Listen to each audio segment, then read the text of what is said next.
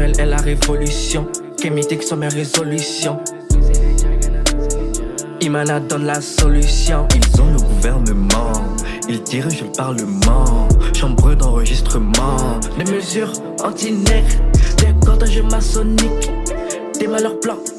Kamita serait le paradis si ces petits négroïdes étaient tous anéantis, enfouis bien profond dans l'Atlantide. Rituel maçonnique, opus Dei. Rituel maçonnique, opus Dei. On se retrouve pour cette nouvelle vidéo qui va parler essentiellement de la Renaissance africaine. C'est un thème qui me tient en tout cas moi particulièrement à cœur. Ayant fait le constat que depuis plusieurs années, les peuples africains, nous sommes assez perdus dans notre évolution, c'est-à-dire au niveau politique, au niveau économique. On constate qu'on a beaucoup de richesses, que ce soit au niveau culturel, au niveau minier, etc., au niveau humain, tout simplement. Mais quand on regarde la trajectoire donc de nos États, ça laisse à désirer vraiment.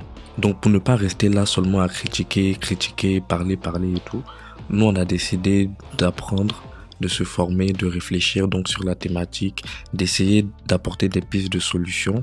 Et en tout cas, nous, notre ligne, c'est le retour aux traditions ancestrales en fait.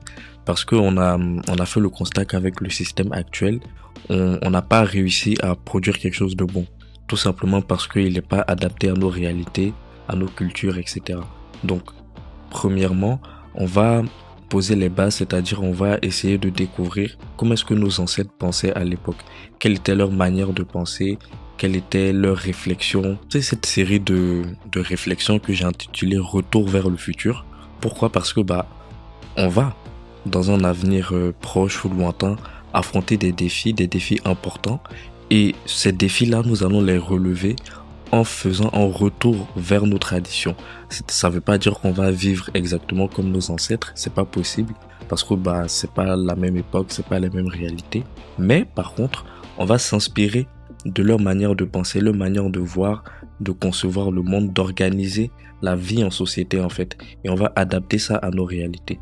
Donc, on n'est pas admiratif du passé à se dire waouh, c'était très beau, c'était magnifique, c'était mieux avant, etc. Non. Ils avaient leur réalité, ils ont vécu dans des états extrêmement structurés, on va le voir avec la vidéo. Mais aujourd'hui, nous, on a évolué, on est dans une autre époque, on a d'autres défis encore une fois. Donc, comment est-ce qu'on va revenir à notre manière ancestrale de penser? C'est-à-dire que faut que nous, les Africains, on puisse apporter quelque chose à l'humanité et arrêter d'être des répétants. Voilà, c'est-à-dire répéter le système, répéter les théories des autres, c'est-à-dire toujours Platon, Aristote, Freud, etc. Nous, on n'est pas, on n'est pas des Européens. Certes, c'est bien ce qu'ils font, tout n'est pas mauvais chez les Européens, etc., ou même dans les autres cultures. Mais un Africain, normalement, il devrait connaître ses savants. Parce que oui, les Africains, on a des savants, on a des philosophes, on a des artistes, etc. Des gens qui sont ancrés dans la tradition et qui ont produit du savoir. Donc c'est ça qu'on va aborder aujourd'hui. Donc, quels seront les outils de la Renaissance africaine, la Renaissance de Kama? Kama, c'est le nom originel que nos ancêtres donnaient au continent. Alors, ça va être un changement radical au niveau de la manière de penser, la manière de se comporter, la manière de consommer, etc. Donc, ça va être dans quel but? Ce but-là, ça va être d'améliorer significativement notre manière de vivre, tout simplement. C'est-à-dire quand on regarde aujourd'hui les problèmes économiques, la pauvreté, le manque d'éducation, les problèmes de santé, même les problèmes au niveau politique avec les coups d'État, les instabilités, etc. Les guerres civiles même souvent. Donc, ça va être d'améliorer tout ça, de vivre dans des états sains où la richesse profite à tout le monde, où tout le monde peut avoir une éducation de qualité, une santé de qualité, etc. Donc, c'est ça l'espace de génération. Tous les éléments que je viens de citer là, c'est ce qui constitue le monde visible et sensible pour nos ancêtres, c'est-à-dire le monde dans lequel on vit. Et ce monde-là, on doit être capable de l'ordonner. Le sédentaire va devoir prendre en compte les données donc de cet environnement, le respecter, ok, mais arriver à le transformer pour son bien et le bien collectif, pas le bien d'une minorité au détriment de la majorité et même de cet espace donc qui est la nature Alors, dans cette communication, on va essentiellement aborder deux sujets. Donc, le premier, c'est la cosmogonie ou la mythologie. Ok, on peut utiliser ce terme-là, la mythologie, ou la spiritualité aussi, ça marche. Des peuples Dogon, qui sont un peuple du Mali. Donc, c'est un peuple d'astronomes qui a une philosophie qui est très poussée.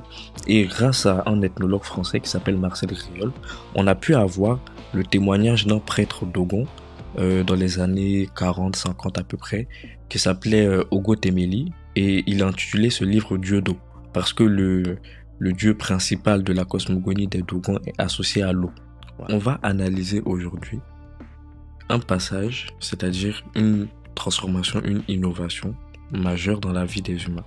C'est-à-dire que aujourd'hui, quand on est dans une maison, on se pose pas de question de comment on est arrivé là en fait. Comment c'est arrivé que des êtres humains pensent à construire des maisons? En plus avec des toits, avec des chambres, des salles de bain, etc. Une salle à manger, ok, une salle de vie, une salle de jeu pour certains, ok, des jardins. Donc, c'est ça qu'on va analyser aujourd'hui. Comment est-ce qu'on est passé de ce petit trou-là à cette maison-là? Dit comme ça peut vous sembler un peu bizarre. Mais, dites-vous que tout vient du trou. Typiquement, tout ce qui existe vient du trou. Voilà. Tout commence par un trou. Ok, donc on va introduire avec ce petit texte qui va situer un peu qui sont les Dogons. C'est-à-dire que quand il vous dit que les Dogons, c'est pas n'importe qui là. C'est pas... Allons-y. Les Dogons. Ces hommes vivent sur une métaphysique qui les met à la hauteur des peuples antiques et que la christologie elle-même étudiait avec profit. Ils vivent sur des idées complexes et ordonnées, sur des institutions, des rites où rien n'est laissé au hasard ou à la fantaisie. L'évangile selon Ogo Temeli. Agbaja.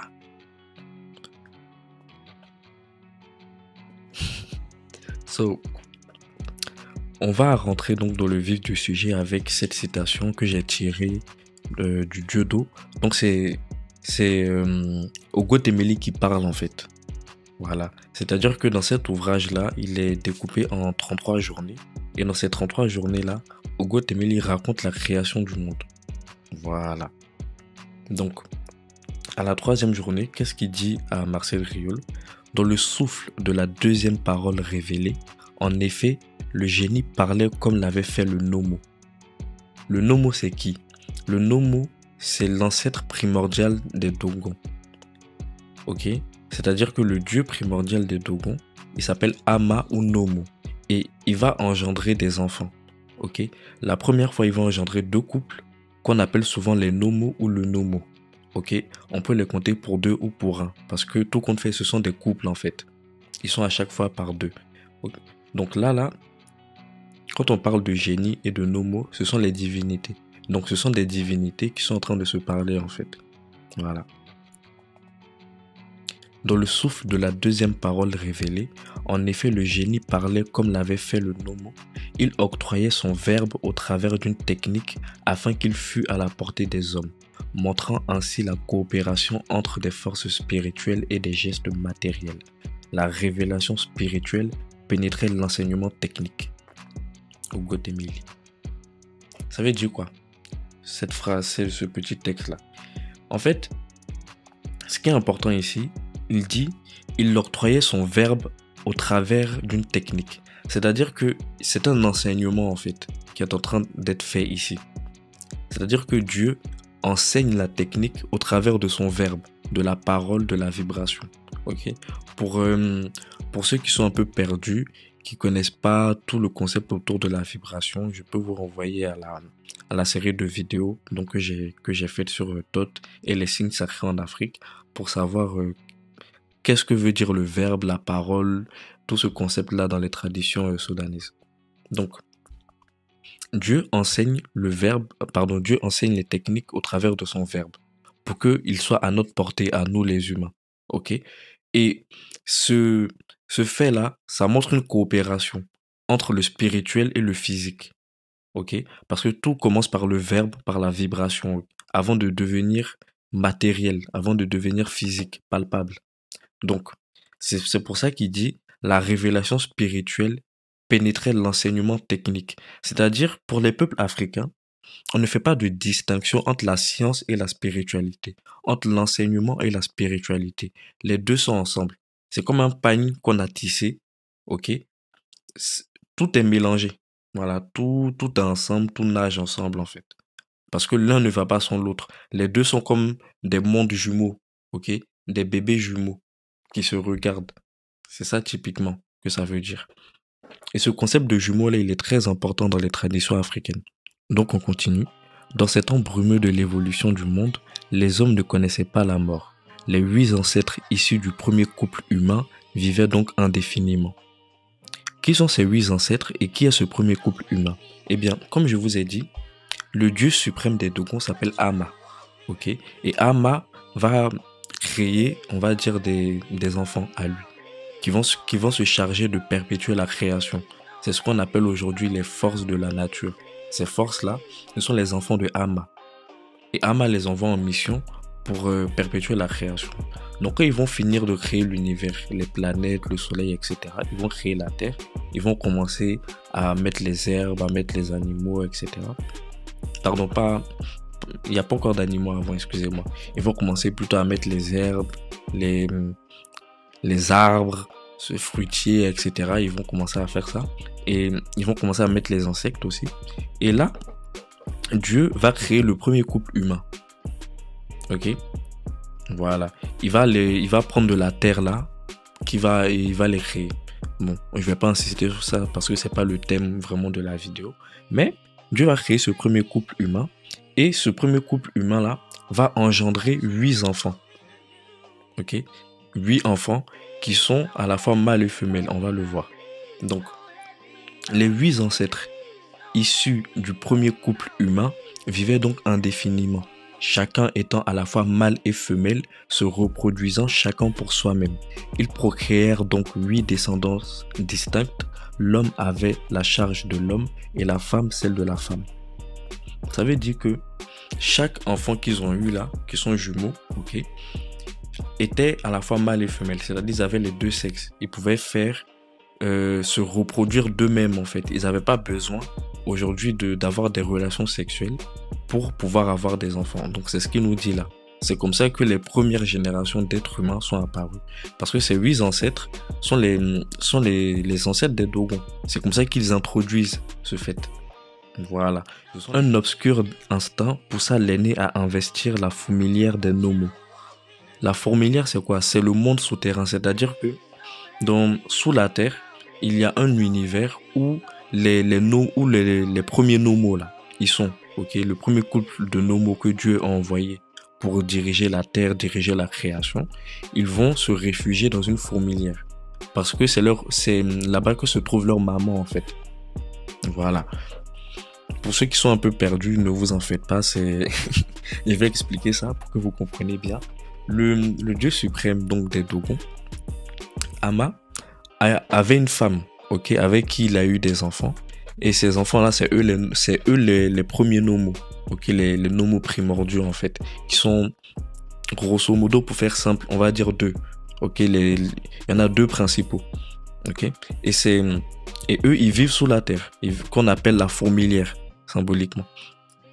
Donc l'aîné, c'est très important, des 8 ancêtres va à un moment donné vouloir aller voir ce qui se passe dans le fond là-bas.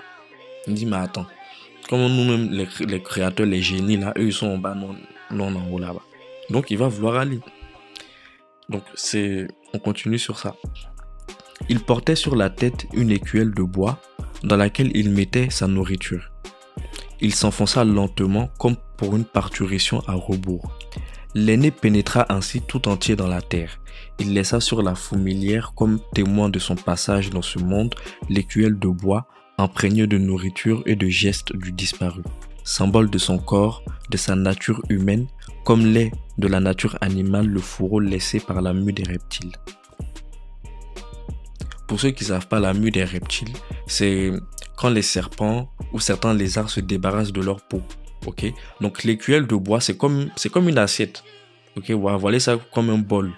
Voilà, un bol dans lequel il mettait sa nourriture, il mangeait dedans. Et il va mettre ça sur sa tête et il va s'enfoncer donc dans la fourmilière pour aller voir ce qui se passe chez les dieux là-bas, en bas là-bas. Voilà. Et quand il va rentrer là, pour laisser un témoignage à l'humanité de son passage, il a son écuelle de bois là. C'est resté comme ça sur le sol. C'est très important, rester attentif à tous ces détails parce que c'est ça qui va nous permettre en fait de connaître les innovations et aussi la manière de penser de nos ancêtres. Parce que l'enseignement spirituel dont parlait Ogo Temeli, qui rejoint l'enseignement technique, c'est ça là. C'est ce que je suis en train de lire. Ce que j'entends de lire, c'est la parole. C'est l'enseignement spirituel.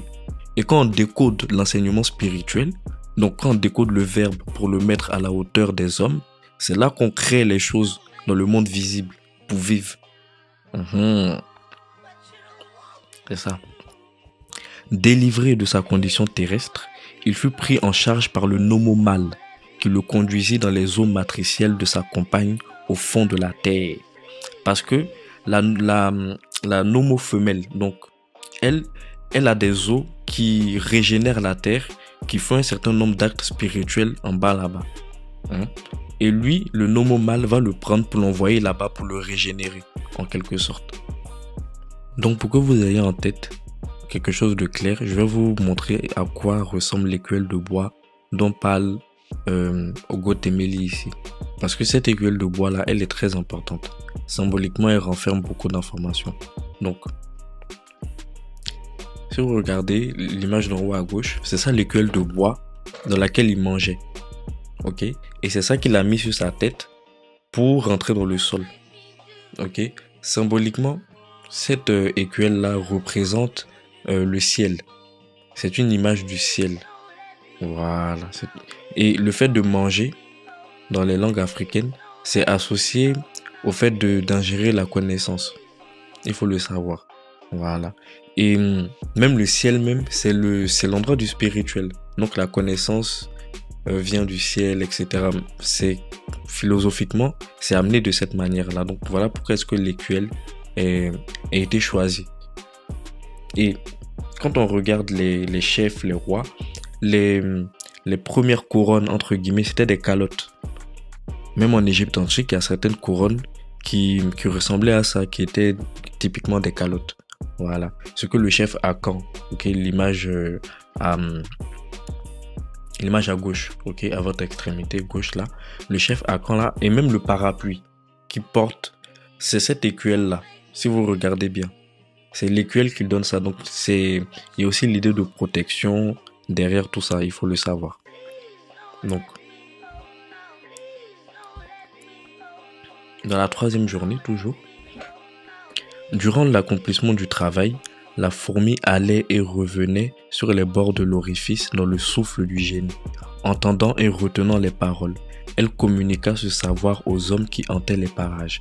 Avant, les hommes habitaient dans des excavations creusées comme des tanières dans le sol horizontal.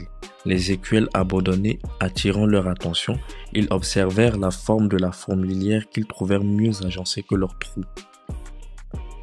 Qu'est-ce que ça veut dire ça? C'est très important. Ogo Temeli nous dit que avant, les hommes habitaient dans des trous qui étaient creusés comme des tanières dans le sol horizontal. Donc les hommes n'habitaient pas dans des maisons comme on a là, évidemment. Quand on est apparu la première fois sur Terre, on n'avait pas la connaissance suffisante pour créer des maisons. Donc on creusait des trous pour s'abriter. Mais on dit que l'attention des hommes a été attirée par les écuelles abandonnées. Si vous vous rappelez les écuelles là, c'est le témoignage des 8 ancêtres primordiaux. Ces 8 ancêtres là, quand le premier va rentrer dans la fourmilière pour aller se régénérer dans le monde souterrain, ok, avec les nomos primordiaux, il va devenir un génie. Et il va devenir aussi un homo, c'est-à-dire il va accéder à l'étape spirituelle. Il devient, comment je peux dire, un ancêtre divin, comme un ange. Voilà, typiquement, si je veux faire le parallèle avec quelque chose qui vous est plus familier, il va ressembler à ça. Donc, les 8 ancêtres, les 7 autres plutôt, vont eux aussi faire le même rituel, chacun à leur tour.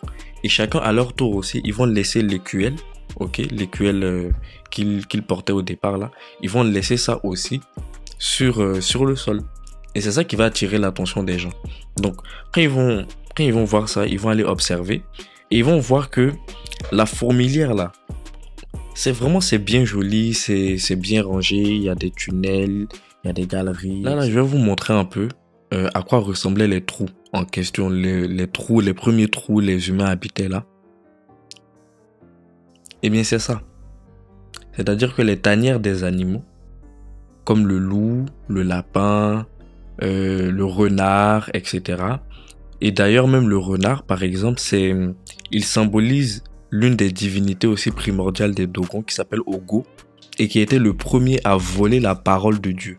Ok, c'est une longue histoire que je vais pas aborder ici. Mais par exemple, c'est l'un des premiers en tout cas qui a acquis la connaissance. Ok, sur la terre ici. Donc, c'est typiquement dans ça que nos ancêtres, les premiers vraiment ancêtres de l'humanité, selon le paradigme en tout cas des Soudanais, vivaient. Très clairement. Et si vous regardez la tête, ok, du trou là, ça ressemble à l'écuelle de bois. Encore une fois, l'écuelle de bois, surtout la calotte même que les prêtres, que les rois portent. Et si vous regardez ce fétiche là, il porte une calotte sur sa tête ou une écuelle aussi. On peut voir ça comme une écuelle. C'est ce qu'il porte sur la tête. Ce dieu là, c'est Horus lui-même. Ce qui permet de savoir ça, c'est la calotte qu'il porte sur sa tête là. Ok? Et le fait qu'il ait mis sa main sur sa bouche. C'est un canon égyptien, c'est un canon africain même. Ok? Parce que Horus, il est associé très souvent au silence, à l'enfance, au bébé aussi.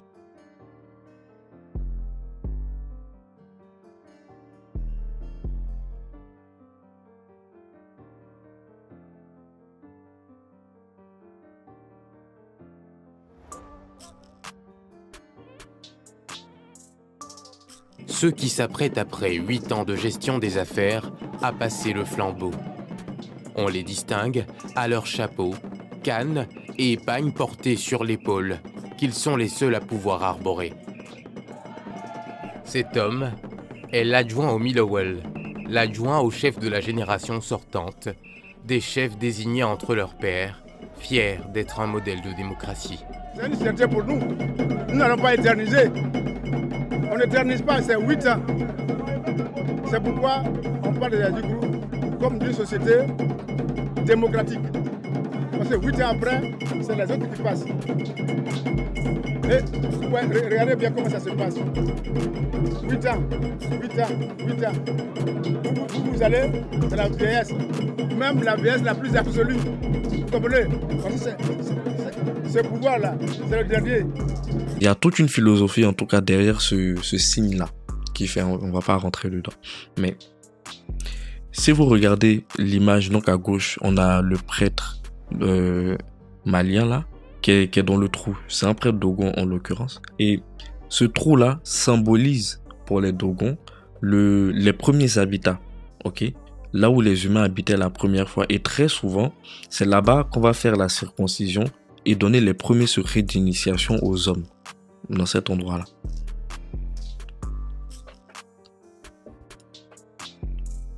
Donc, ils imitèrent en ouvrant des galeries, en parlant de la fourmilière, puisque les hommes, ils ont commencé à bien voir comment les fourmis se comportent, ils aiment la chose, donc ils vont imiter les fourmis. Ils les imitèrent en ouvrant des galeries et en disposant des chambres abritées de la pluie et à engranger des provisions de la cueillette. Ils remarquèrent la pousse des dents et les imitèrent pour en édifier une protection contre les fauves. Ayant pétri de grands crocs de glaise, ils les firent sécher et encastrèrent autour de leurs entrées. Au moment de la deuxième parole, les hommes habitaient donc des repères qui étaient une préfiguration de la révélation et du sein dans lequel ils descendraient le moment venu se régénérer. Quand il parle d'une préfiguration de la révélation, c'est typiquement ce que plus tard on va appeler l'enterrement. Parce que le rite que les 8 ancêtres ont fait de s'insérer dans la terre pour aller se faire régénérer et devenir des génies, des anges, les êtres humains plus tard seront appelés à faire la même chose. Donc, ils sont déjà en train d'apprendre ça en creusant dans la terre pour vivre en fait. Ok? Parce qu'ils vont disposer leur trou là comme des fourmilières, en quelque sorte. Et Ogo Temeli nous dit qu'il y a une autre révélation qui va venir. Cette fourmilière humaine était aussi l'image rudimentaire d'un système du monde qui devait parvenir du ciel sous la forme d'un grenier. Ça aussi, c'est un deuxième niveau de révélation que Ogo Temeli nous dit. Il dit, en plus de la révélation qu'ils doivent avoir pour aller se régénérer dans le sol, ils vont avoir une autre révélation qui va venir du ciel. Et si vous faites attention, la calotte là, ça symbolise le ciel, je vous ai dit. L'écuelle de bois que les 8 ancêtres ont laissé en témoignage. Ok? C'est ça aussi qui symbolise cette révélation parce que ça symbolise le ciel. Et la dernière révélation va revenir pour qu'ils aient d'autres bénéfices. Donc pour vous montrer comment une fourmilière c'est mais vraiment très organisé. Vous avez tout en bas ici la chambre royale où la reine elle pond les œufs là-bas, elle se nourrit, etc. Vous avez des chambres pour les larves, vous avez des chambres pour les pucerons, vous avez des greniers à proie, d'où le fait d'engranger des provisions de la cueillette. Ok, vous avez des feuilles qui servent à, je sais pas en tout cas à quoi ça sert aux fourmis, mais en tout cas ça le sert. Ils ont des greniers à graines. Ok, donc ils ont des compartiments pour les différents types de nourriture en fait qu'ils ont. Ils ont une salle d'hiver qui est, on va dire là, à cet endroit-là de la fourmilière, la température est idéale en fait. Donc ils ont des salles de chauffage. C'est vraiment incroyable. Et c'est ça que les humains vont copier en fait. Dans les premiers temps de l'humanité, c'est ce que nous dit Ogo Temeli. Et par exemple, on a des fouilles qui ont été faites en Turquie, en Anatolie, qui ont montré que il y avait quasiment un village souterrain dans la ville de Derinkuyu. Ok, l'Anatolie c'est la Turquie actuelle, grosso modo. Voilà, grosso modo la Turquie actuelle. Et c'était aussi la Grèce antique, partie de la Grèce antique. Voilà. Et si vous regardez, ils ont des pièces vraiment agencées et c'est le même modèle que la fourmilière. Donc, à ce niveau-là, ils n'ont pas encore reçu la révélation qui doit venir du grenier là. Ils n'ont pas encore reçu ça. Ils n'ont pas encore reçu aussi comment on peut dire ça, la révélation de l'enterrement. C'est-à-dire que tout ça là, toutes ces révélations là, ce sont des révélations sociales en fait. Parce que le système social des fourmis va inspirer aussi le système social des humains. Et tout ça là, ce sont les révélations de Dieu. Parce que dans les langues africaines, le nom de la fourmi, ça peut être une Te, une Ti, et c'est le nom de Dieu. C'est le nom du Dieu qui est apparu pour la première fois dans le monde visible pour organiser en fait. Souvent les égyptologues l'appellent Atum. Et ça va donner après Adam dans les religions abrahamiques aujourd'hui.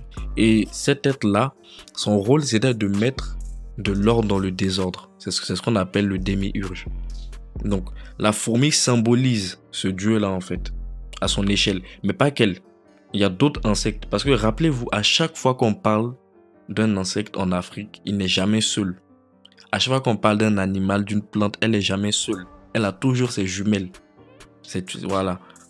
C'est le temps qui manque pour parler de tout. Donc, on choisit un qui symbolise tout le boing, tout le groupe. Eh bien, les articles que j'ai pu lire ont montré que les scientifiques ont pu dater une activité humaine à partir de 8000 ans avant Jésus-Christ. Donc ça veut dire quoi? Ça veut dire que on n'a pas pu dater l'époque de la construction. C'est pour vous dire à quel point ce truc-là il est ancien. Et vu comment c'est perfectionné et tout, les galeries, tout ça, c'est vraiment incroyable. Donc les gens habitaient là depuis au moins 8000 ans avant Jésus-Christ.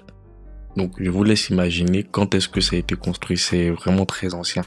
Et moi ce qui m'intéresse c'est, en tout cas, si un jour il y a des bonnes volontés pour le faire, ça serait qu'on essaie de trouver d'autres villes comme ça à travers le monde. On sait jamais.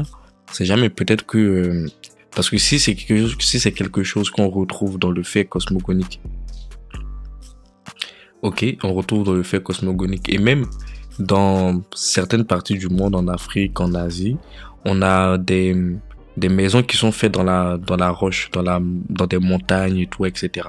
Donc, pourquoi pas? Donc,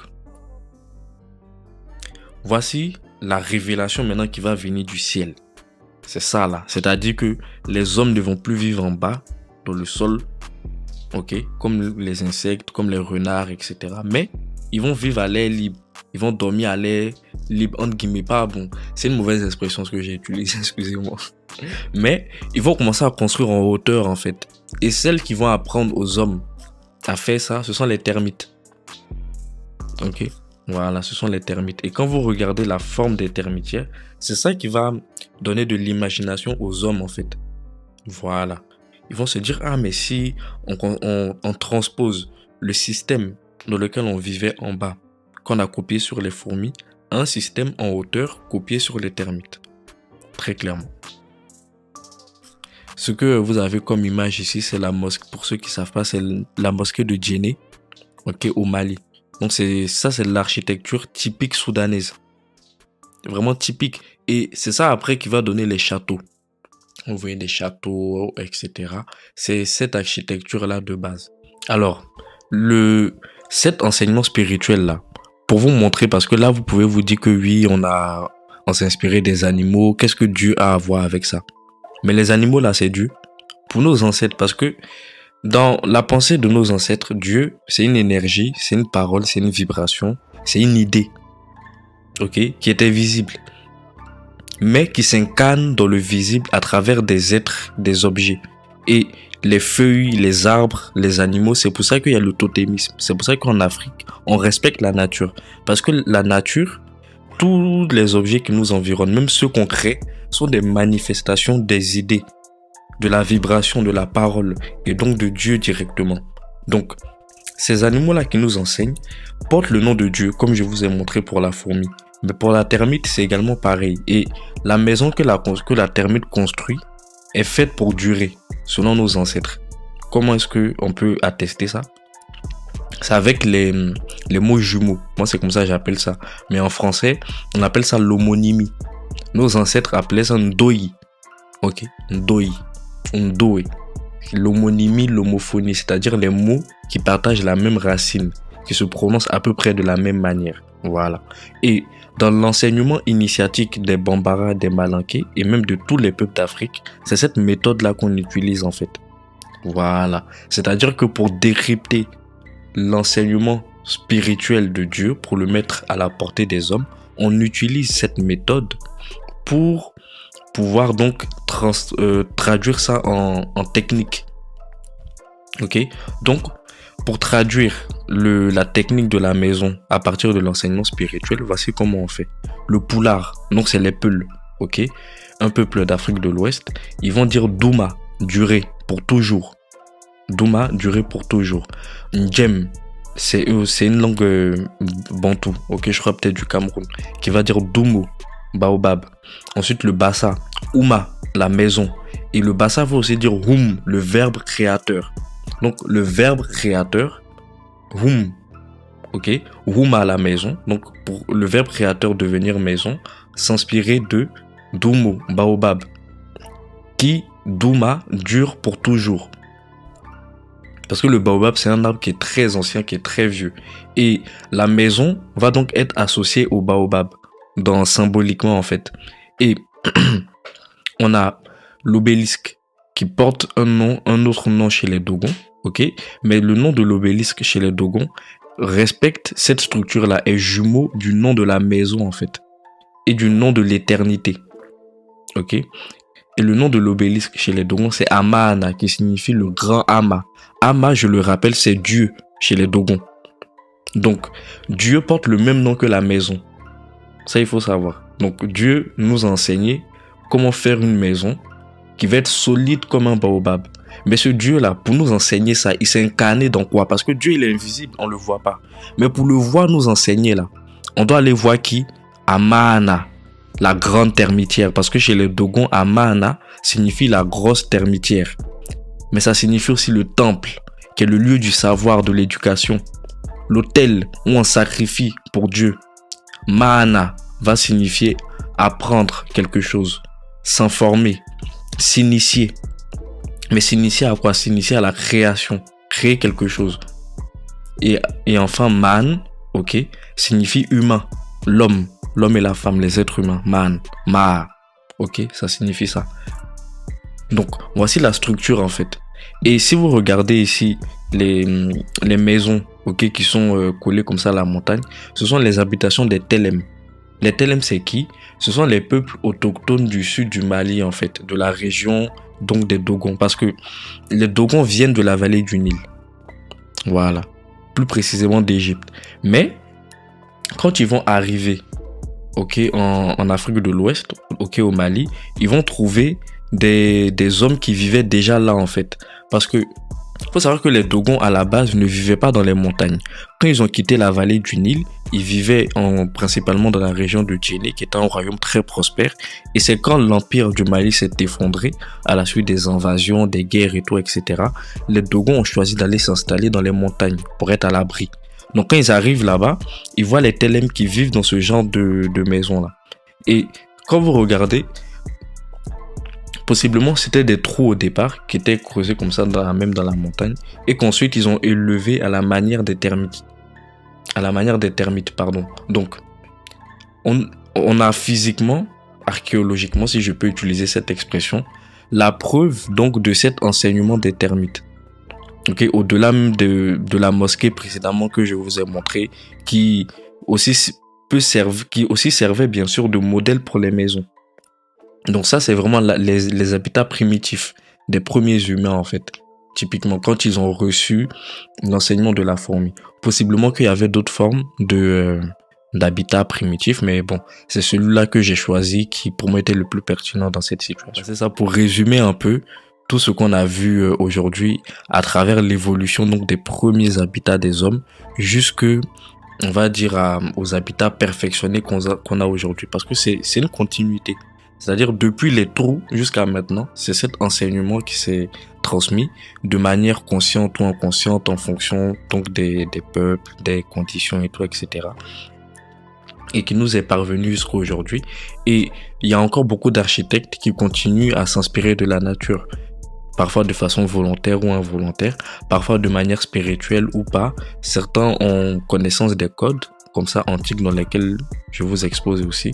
Certains ne le savent pas. Donc, il y a, peu importe donc la condition dans laquelle on va dire aujourd'hui on se loge, il faut avoir dès aujourd'hui en tête que c'est une vieille tradition qui remonte donc à l'Afrique et qui se perpétue jusqu'à aujourd'hui en fait. Et nous les Africains, nous gagnerons très sincèrement à retourner à nos traditions, à s'inspirer du paradigme de nos ancêtres pour construire des habitats qui nous soient adaptés. Parce que comme par exemple pour les fourmis, l'habitat qu'elles ont là, ça leur permet de vivre au chaud sans avoir froid, donc pour ne pas mourir.